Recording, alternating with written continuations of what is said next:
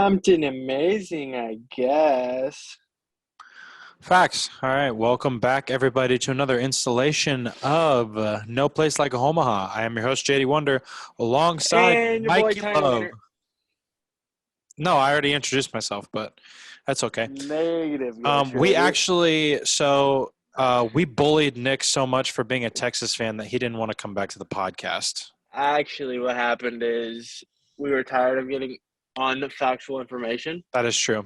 Therefore, Kranya was like, get him the hmm hell out of here. Exactly. That was the notes that Kron did have in our group chat. Mm-hmm. He did say it. There are picture proof. There's picture proof. He did say, he was like, Nick, no factual information. Needs the boot. Stanky Stanky boot. boot. Yeah, Goodbye. yeah. Mm-hmm. So we sent him with the horns down and sent him right out of there.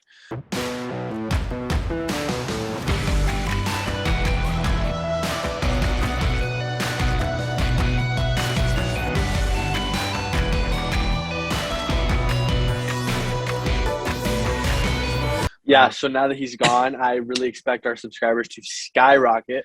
Oh, absolutely. Anyways, Nick, we love you. By the ones, not hundreds of thousands, by the ones. By the ones, we're getting tens of Yes. views on this video.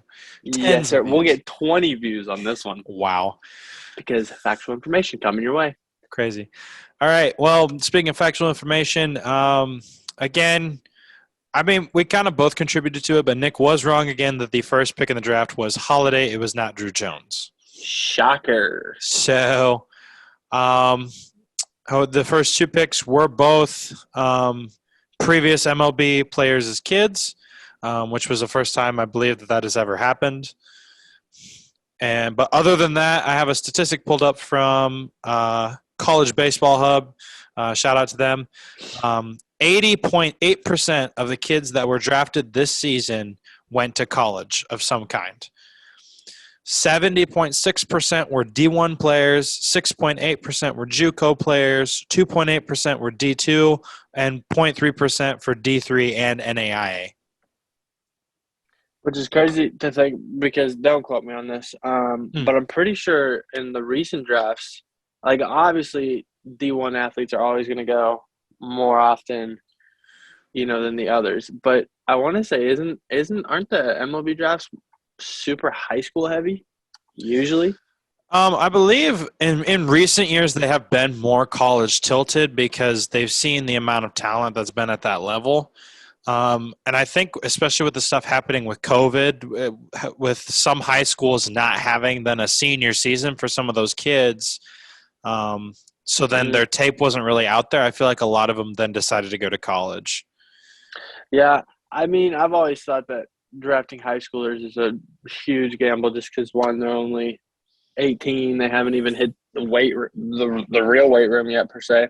Mm-hmm. If they're like a strictly baseball kind of athlete compared to, college where that's what they do. They just lift, they go to school, they lift again, and yeah, Yeah, I agree. birds.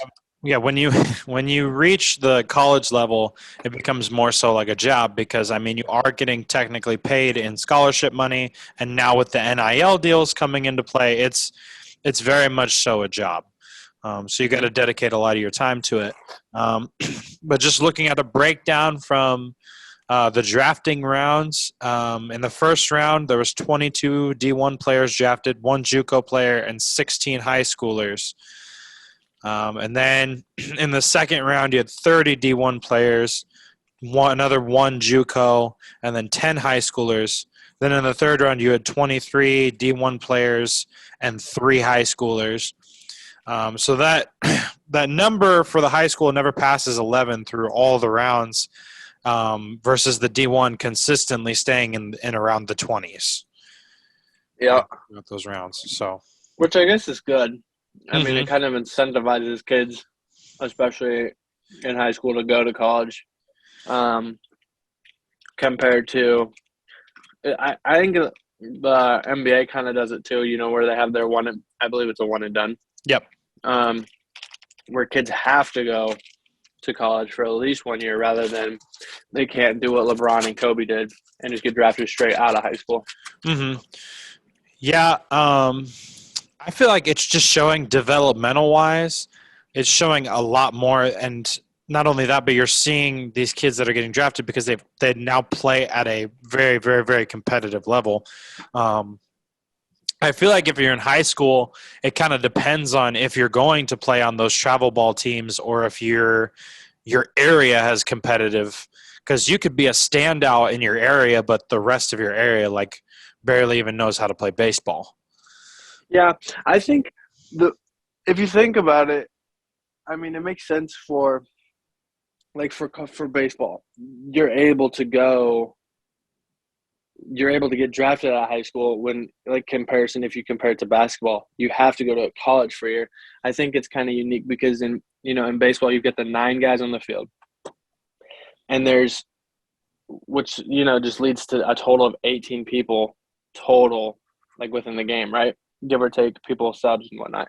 Mm-hmm. And if you're like the best player within your respective state and whatnot, or even area, like that gets noticed. Like it's harder to be the best in your respective state with how many kids there are Mm-hmm. compared to basketball. You've just got the 5, and it's Right. like you could be the best in your high school, but it could just be like where you're located. Like you can be in North Dakota and just straight throttle kids, and then like you have to go to college and prove within that 1 year that you're that guy in order to get drafted. Whereas baseball, like with the level of talent there's just around, every city, state, and whatnot, it's like if you consistently put up numbers, through 50 some odd games, it's like, yeah, okay, this dude's got that dog in him, like Zach Wilson. Mm-hmm. Yeah. I think also you see, because obviously, like with football players, you want them to go through college. I Mm-hmm. don't know if there is a rule for like coming out of high school, but For most of the time, college or for football, you can't. okay. Then, I think you but have to go 3 years. yeah, I mean, I don't know if I know there's like draft. You're not eligible as a sophomore because I it's think just like so. baseball, but I don't know if it's like freshmen can be. I don't But think so. Because, I I mean, mean, if you think about it, like, it'd be stupid to draft an 18-year-old. Like, right, not from pure talent standpoint, just from the just for physicality of size. he's Oh going to get yeah, hurt. that's what I'm saying too. And it's like you want to draft those juniors and seniors because they've been in the strength program in there. Mm-hmm. They've been playing against dudes that are big as well. Mm-hmm. Um, and They've so taken the yeah, hits. They've um, got the intelligence and the know-how of the game at that level and whatnot. mhm. Yeah. But looking at that, that's more so a physical standpoint versus, and then basketball as well. I mean, you got guys that are they're tall, but they're not really filled out yet until they get to college, and then they kind of put some more bulk on. But Yeah. baseball is more like technically sound to where it's more about technique. So if you got a kid throwing 90, like throwing like mid 90s, it's like that's probably going to be what he throws consistently. Like you're not going to see Yeah. a huge velo jump all of a sudden when he gets higher up. He's just gonna I don't know. He's gonna have the raw velocity there. He might be able to then locate a little bit better, but Yeah. I mean, and you're spot on with the technicality because, like, you look at a player like Tristan McKenzie, who I believe plays for the Guardians, I believe. yeah, He's built almost like a twig. Like, no offense to him. And that dude just, he I throws think over the gas. last 3 starts, he gave up a total of 3 runs or something like that and had a sub 4, like a sub .4 ERA, I Hmm. think. Don't quote me, Nick and Rex. Um, but then, like, you look at someone who, like, CC Sabathia, who is not built like a twig. That dude is a unit. Hmm. Or like a Daniel Vogelbach, who is a brick Oh shit my house. goodness. And or like even Luke Voigt, who just hits nukes. Hmm. Like you can still be good and not have the body compared to, like, if you put like Rodrigo Blankenship as a linebacker in the NFL, the dude's gonna do nothing. Hmm. I mean, theoretically, or like if you put him like I'll be curious to see, like, even going back to basketball, how Chet, I think Holmgrave is his name. He's that like 7'1", super skinny guy Hmm. does against someone like an Anthony Davis, LeBron James, or Zion Williams. Right. Yeah. it's so much more physical with that. Like, you imagine like some kid, like if they were younger getting drafted and they're like, all right, you're gonna have to try to take down Nick Chubb the first game, Mm-hmm. who's He squatting just squatted what, unreasonable 600? amounts.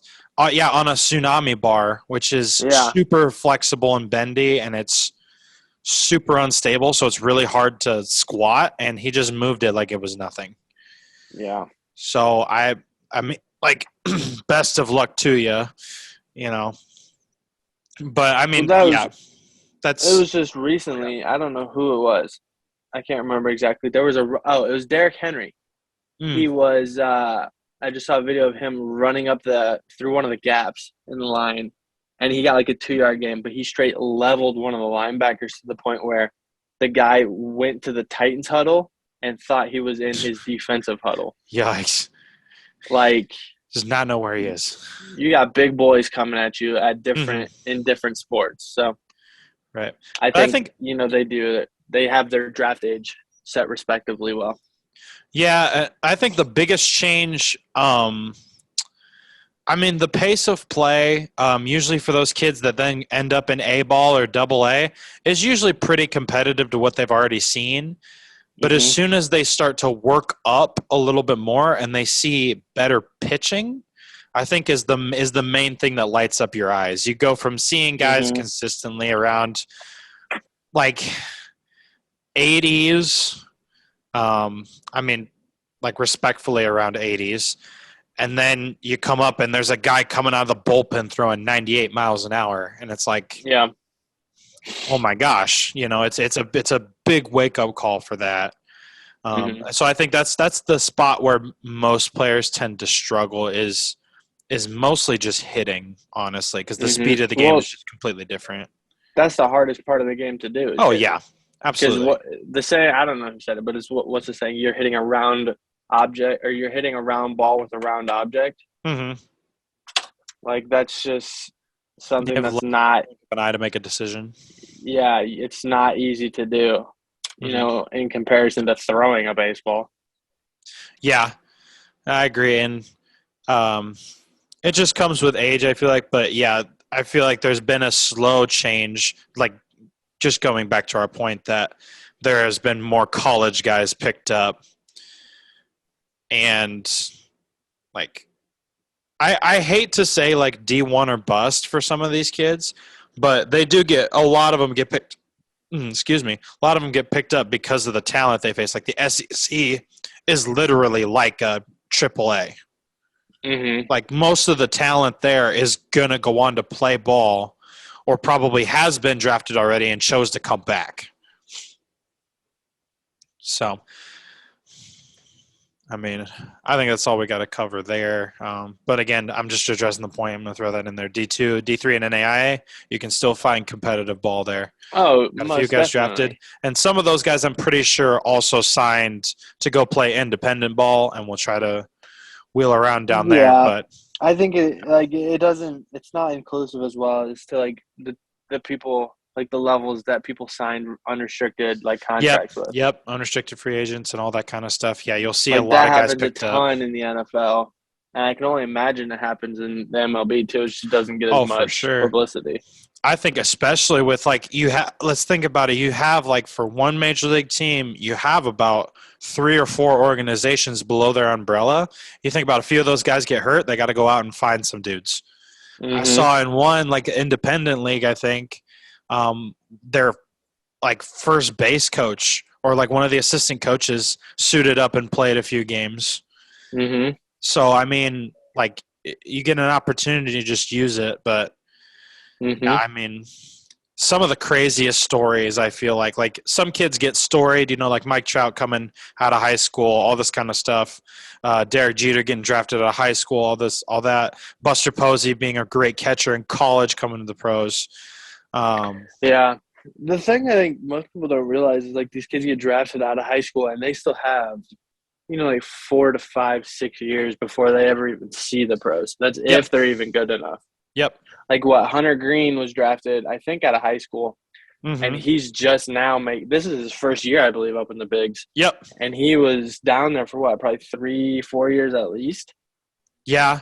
I mean, he was also hitting ridiculous numbers on the radar gun already. So, I mean, he was Yeah, pretty raw. But, yeah, to even spend the same amount you would spend in college there. yeah. Or like even So, Adley. Like Adley was a stud in college, and it mm-hmm. still took him what 3 4 years. years within the Orioles organization to get Yeah, up. which was bad. They're bad. So So, like it's not easy to just like even if you go number one overall, you still have years before you even make it up, unless you are like I don't even know how many years Mike Trout was down there, but he did not get drafted out of high school and then go straight to the majors. yeah, Like exactly. I think the only person to do that is who Bryce Harper almost. Yeah, even then, he still like He got his came up when he was GED. 19, wasn't he? Yeah, he got his GED and went to a JUCO, I think, over that summer before he played, and then all that, and then he got brought up. Yeah, so like Most of he the didn't time, even play as an 18-year-old. Is what I think 19, wasn't he? He was like a 19-year-old phenom, is what they call him. yeah, something like that. I mean, I think it's more so common with pitching to come up faster because you need them a little bit more. Like I know one guy pitched in the College World Series, and then in the same year, he pitched in the World Series. Oh yeah, The one from TCU. yeah. But I But feel like that's a rare oh occurrence. yeah, it's like that's like, and again, just like pitching, it's like oh we need this arm now, and that's Mm-hmm. more so the transition than being like we need a position player because usually they'll Mm-hmm. spend even like the international prospects that are brought over when they're 16 years old won't make their debut until they're 19. Mm-hmm. So yeah, I agree there. All right, we're gonna move on to the fun police. Woo woo woo. The, Woo! the NCAA Baseball Rules Committee recommended changes during its meeting this week, including 20-second pitch clock changes, banning on-field props, and allowing runners on second base in extra innings by conference rule or mutual consent of coaches. Again, this was posted a few weeks ago. Yeah, but we So, haven't heard anything like as an update. yeah, no, I haven't seen anything, but that is just big poopy. Well, Like, it's weird because like this is even happening within the NFL or not the NFL, the NCAA MLB. for football, and it's not Oh, even the rules. So like Mario Cristobal for Miami just quote unquote took their turnover chain away that they've had for like 3-4 years mm. because it's quote unquote not their culture. Like you just have a lot of fun polices around. I think the NCAA right now, which is like it's gonna hurt the game. Like the NCAA baseball already gets such a following, especially with the CWS, Mm-hmm. and then you want to do something like this that would absolutely just diminish it. Yeah, because then it takes away the personality of the team. Mm-hmm. Like the next thing they're going to say is big. All right, you can't have any props in the bullpen with your bullpen pitchers, which is bogus. Because Yeah. I think it's hilarious. You Or got guys next they're coming gonna be down there. like, They got pit vipers on and cowboy hats, and they got the yeah, cup glasses that they put on. It's like, yeah. Before you know it, they're gonna be like, oh, you can't have colorful gloves. oh Like yeah, they're gonna basically do what the MLB does and not give their players any personality. no cleats. Like you got to have cleats here, specific colors that are yeah. No, I agree with that. Like as long as it's not derogatory towards another team, because there's a line, and Tennessee did cross it this season. There's a line between flipping off a right or center fielder, and then there's a difference between that and then hitting an absolute moonshot and coming back to the dugout and like getting a sledgehammer handed to you as you bang it on the ground. Like that's awesome. That fires up your team. Mm-hmm. Like it's Mm-hmm. not derogatory towards the other team. You did your job at the plate and absolutely smoked a ball. So like, Which is so like it's even cooler to be like to see an offense pimp a ball, and then to see a pitcher like an opposing pitcher K the next three guys and just be like in your face kind of a yeah, thing. be like fired up coming off the mound. He's like he knew he made a Yeah, mistake on that, but then he's like I've recovered from it. yeah, like that is very I guess like unique to the sport in a way. I Mm-hmm. think the only thing of those rules that you just listed that makes any sense is the 20-second pitch clock, which would be to just speed up the game, which even then Right. college baseball is much more faster than the MLB is, Yeah, it's much quicker which than the I MLB. think in terms it just has to do with like commercials and ads and whatnot. Like MLB has that built into the game, Mm-hmm. whereas the NCAA does not. Like as much, at least, like weekday games or conference games, like they still have commercials. But it's not like 3 minutes worth of commercials every 14 pitches or whatever. Yeah, which is not what it is in the MLB. But yeah, it is, and like I feel like the game gets slowed down when all that kind of stuff is going on, but I just don't understand why they would take away that fun aspect of the game. Like, as long as you are not disrespecting your opponent, you're firing your team up. Like culture or subculture. Yeah, like it's if it's not offensive and all this kind of stuff, it's like, why take that away? Why take away the kid in every single one? And you're forgetting that these are kids. They're 18 through 21, 22-year-olds? 23 at Something least, like that. Yeah, if they have a grad year, all that kind of stuff. Like, you're taking this away from kids who are super young, and they're finally like coming into who they're going to be as a person. You know, they're about to get a grown-up job, all this kind of stuff. They're right around the corner from a career. Like, I don't know. It's tough to watch because like I don't want them to turn into, like business oriented and focused, because like that's how I was in college. Like at points I stopped having fun with the game and I started just a personal little tidbit, but I started treating it like a business. Like I was like, okay, I need to do this because this is what my scholarship dictates of me. And then I need to provide for my team. I was in working out 3-4 hours a day, like whether it be hitting off the tee or getting in extra lifts and then going to practice and then lifting. I was just physically and emotionally abusing myself, and I just stopped having fun. And so I don't want another kid to have to go through that, because it's just like, it's just heartbreaking to see that, because the little kid in you dies, and the little kids in the stands are watching you, and they're realizing that you're not having as much fun, versus if they see you come back and they see this like football helmet out there, they see this big chain around his neck as they see him up, they're like, I want to do that. That's what I want to do when I'm older. Yeah. I think like the thing is like you need to think of it from a business perspective in order to just like in terms of longevity and like the MLB. But the thing is like you have to make the business unique to you. So kind of like what Jazz Chisholm does or Fernando Tatis. Yes. Like they're business oriented in themselves, but like the way that they do it is in a manner where they still have fun with it.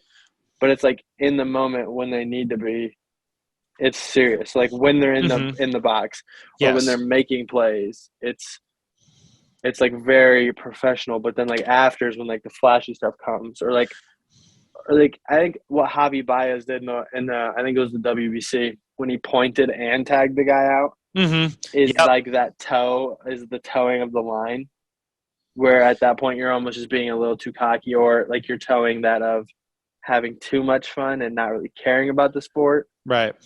Which is a very it's a black and gray kind of line, but that's where I am kind of a believer in.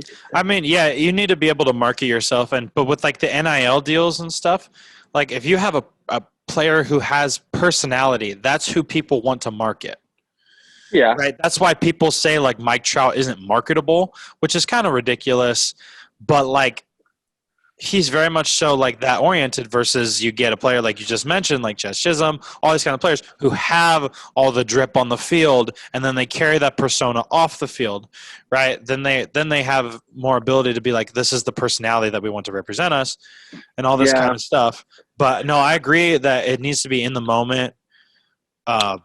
Like you need to lock in, but there's so much downtime in our sport, because looking at a statistic of the sport, 18 minutes is the amount of actual gameplay that happens in like a 2 or 3 hour game. So like I'm all for during that downtime, hey, relax a little bit. Like, have your moment stuff, but like if it's, bottom of the ninth, 2 outs, you got to be that clutch guy. Like then you lock it in. Right. And that's what separates the good from the great players. But I want to say like on that note, I hope that they do more mic'd up players because Oh yeah, I that's love that. definitely unique, and it would. I think for start, not to go on an MLB tangent, but in order for I think it starts with the MLB and it has to go down Hmm. like through the ways because the MLB is like the prime Right. It's whatever. the It gets goal. all It's the this, goal. yeah, like it's that. It gets all the money. It gets all the like the attention essentially. And I think as soon as as soon as whether it's Rob Manfred or whoever the commissioner may be, lets the players like allows for them to have a personality on the field and do what they want. Like let Fernando Tatis have light blue cleats Mm. or let Jazz Chisholm have his ice cream cone glove. Like as soon as you let that go, I think it'll draw more people to the sport, which will then allow people to want to go to college because you'll have those stadiums packed. And it's like at that point you want to be like everybody wants to be not everybody, but everybody most people want to be under the spotlight or under the lights. Hmm. Um, Oh yeah. and it's got it needs to have that trickle down effect from the major league down. And I think that's exactly what's happening here is you don't see the chain stuff like on the field with home runs in the majors. You see like the celebrations in the dugout, and then you look at the NCAA, and now they're getting rid of on the field celebrations, so they're going to have to go to in dugout celebrations if that's even allowed. Hmm. Like in it, I guess in from a big from like 100,000 foot view, I it's what lost you. I lost you there for a second. I said. To me, it kind of seems like the NCAA is trying to be a mirror or like a little brother of the MLB. Oh, okay. Yeah, yeah, Because like in the MLB, you only have dugout celebrations. There's no really on-field home run celebrations yeah. Hmm. other than like walk-offs. And you look at the NCAA now, they're trying to get rid of on-field celebrations, which is going to have to kick them towards in the dugout celebrations if that's even allowed. Hmm. Yeah. Yeah, I agree with that. I just think that especially having like that on-field personality, like just finding some of the guys on your team, because I feel like a lot of them have it. Just finding some guys on your team to do that instead of like trying to interview coaches in the middle of games, all that kind of Yeah, stuff. that's dumb. I never understood that. They're like trying to interview them. It's like, what are you trying to do here, coach? Well, we're trying to, score more runs than the opponent. Like, obviously. I think it'd be even cooler to mic up some of the college kids. That's what I'm saying is like have it on like some of the catchers or like Yeah. shortstop or something like that. I think that'd be fun, like in the middle of the season games. Mm-hmm. Um, but yeah, Or I even like the agree. pitchers, someone who gets the ball every single, Yeah. like is in control of what happens with the ball, at Hmm. least from a throwing perspective. But I Yeah. think that what the NCAA has done well is like the ump cam. Hmm. And the MLB's done this too with like unique views of the field. So like there's that, but that only brings in so much, like so many different eyes. Hmm. Yeah, and I feel like the detriment of it is that the college season is shorter than the MLB season, so they would only But be able that's to in do that. respect to like when kids are in school. Yeah.